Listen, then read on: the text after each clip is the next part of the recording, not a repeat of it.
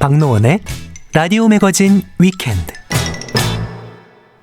생활 속의 인문학 이호건 작가와 함께하겠습니다. 안녕하세요. 네, 안녕하세요. 오늘은 어떤 주제로 이야기 나눠볼까요? 오늘은 말, 언어라는 주제로 이야기할까 합니다.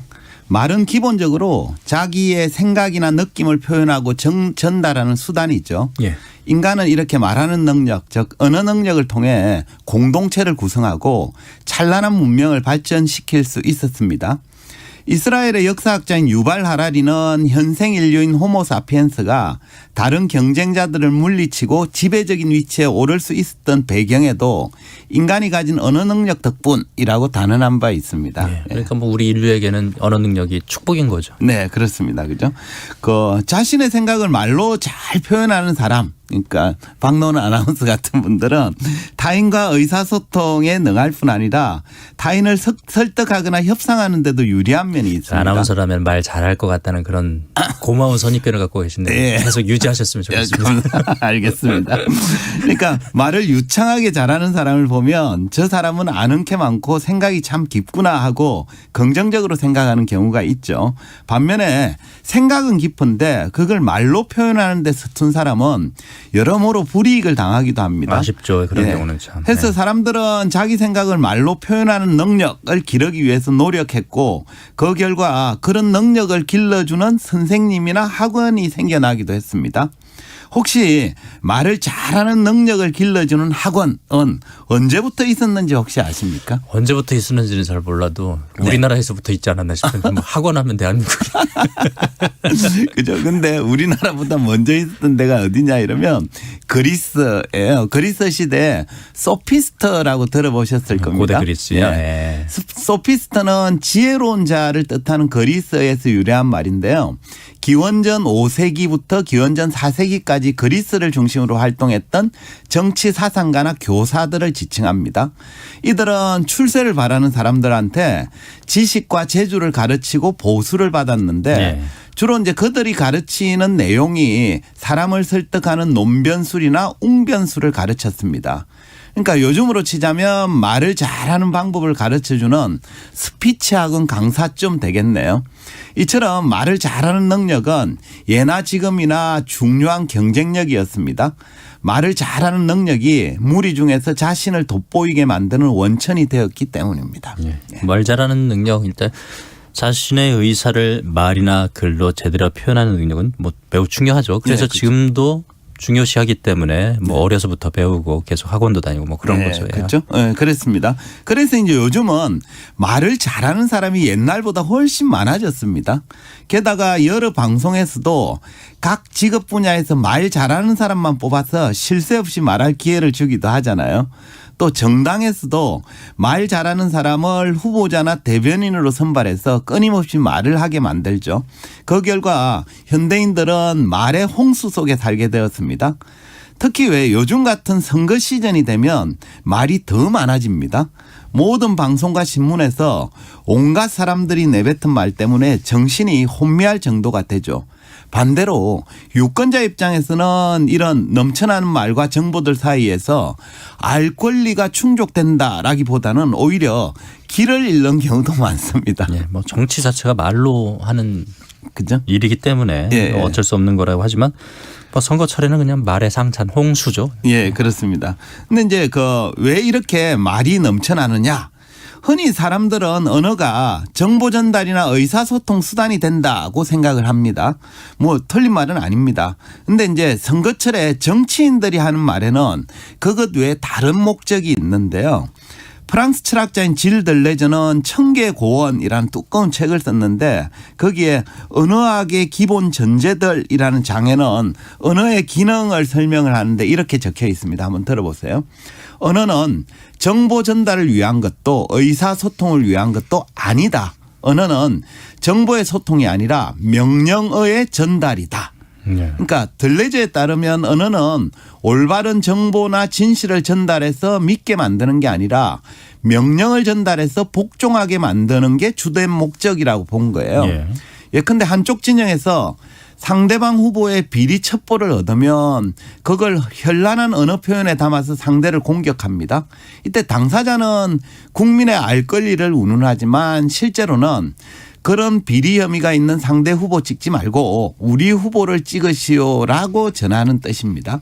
이런 이유 때문에 선거철이 되면 상대에게 약간의 의문점이나 흠결의 여지라도 보이면 실체적 진실을 좀 더 자세히 알려고 하기보다는 일단 국민들에게 알려서 정쟁의 도구로 활용하려는 경향이 생기는 거죠.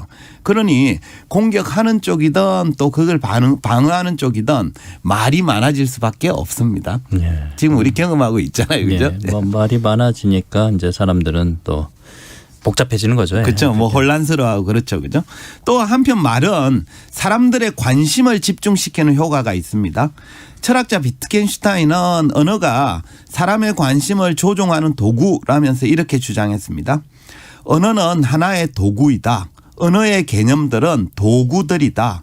개념들은 우리를 탐구로 이끈다. 개념들은 우리의 관심의 표현이며 우리의 관심을 조종한다. 그러니까 특정한 언어의 개념이 사람들의 관심을 집중시킨다라는 뜻인데요. 가령 어떤 정치인이 선거철에 그전에는 없었던 새로운 개념을 표현하면 사람들의 관심이 그쪽으로 쫙 쏠립니다. 정치권에서는 이를 프레임이라는 표현으로 자주 언급하던데요. 아무튼 잘 만들어진 개념은 대중을 자기 편으로 만드는데 유용한 도구가 됩니다. 그래서 정치인 중에는 실제 실행 여부는 따지지 않고 공약을 남발하는 경우도 생겨납니다. 또 유권자 중에는 그런 말에 솔깃하는 사람도 있거든요.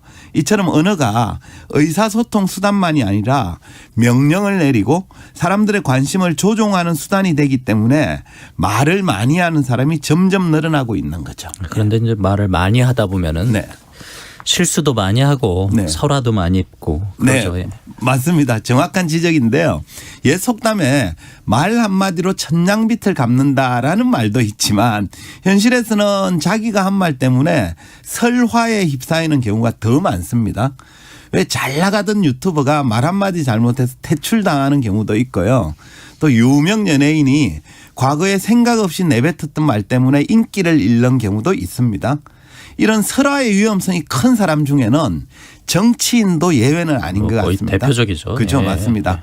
정치란 기본적으로 유권자를 설득해서 권력을 얻는 행위잖아요. 그죠?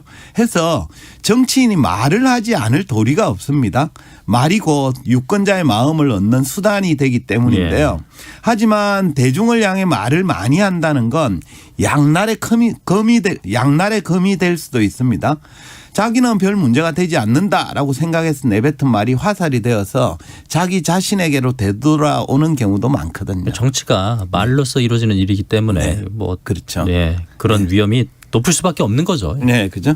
그래서 사람들이 유독 왜 정치에서는 그렇게 말을 많이 하느냐라고 묻기도 하는데요.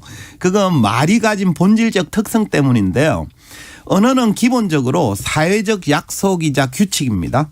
예컨대 어떤 사람이 과일 가게에 가서 사과 5개만 주세요라고 말을 하면 그 얘기를 들은 상인은 딸기도 참외도 배도 아닌 사과를 그것도 4개도 6개도 아닌 5개를 정확히 봉지에 넣어서 건넵니다. 예.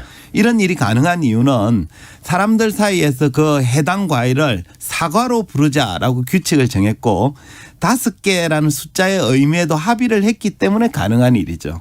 이처럼 사회적 규칙인 말은 지시하는 언어와 그 지시 대상이 일치하도록 연결된 사회적 약속입니다. 예. 하지만 모든 상황에서 언어와 지시 대상이 일치하지는 않습니다. 어떤 경우에는 특정 언어 표현이 지시하는 바가 모호할 때가 많거든요. 가령 이런 경우죠. 어떤 회사에서 사장님이 연말에 고참 부장을 불러서 그동안 수고했어 라고 말을 건넸다고 칩시다.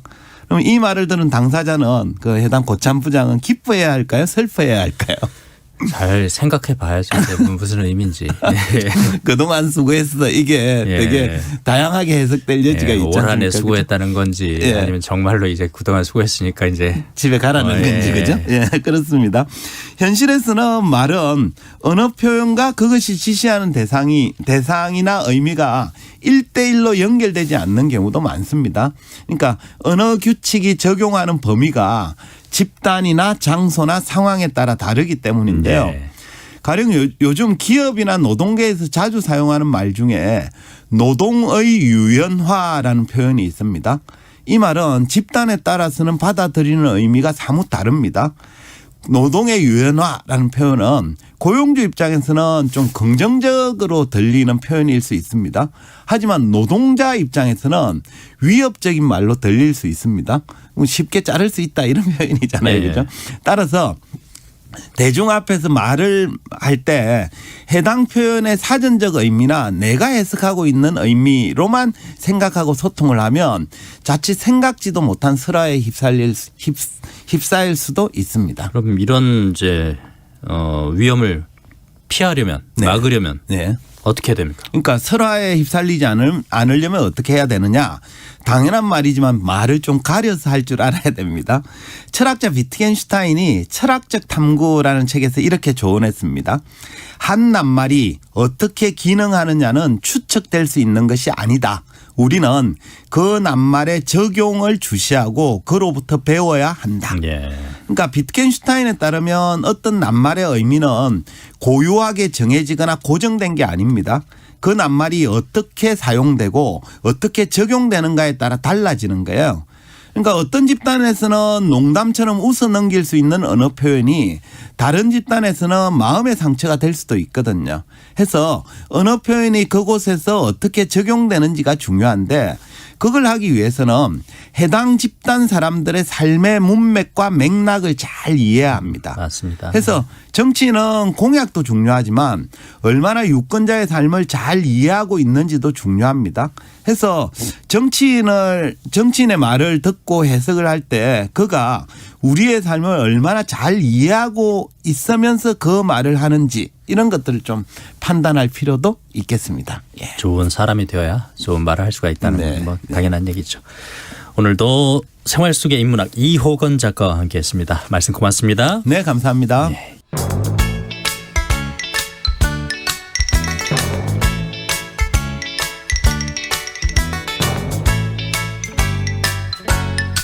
박노원의 라디오 매거진 위켄드.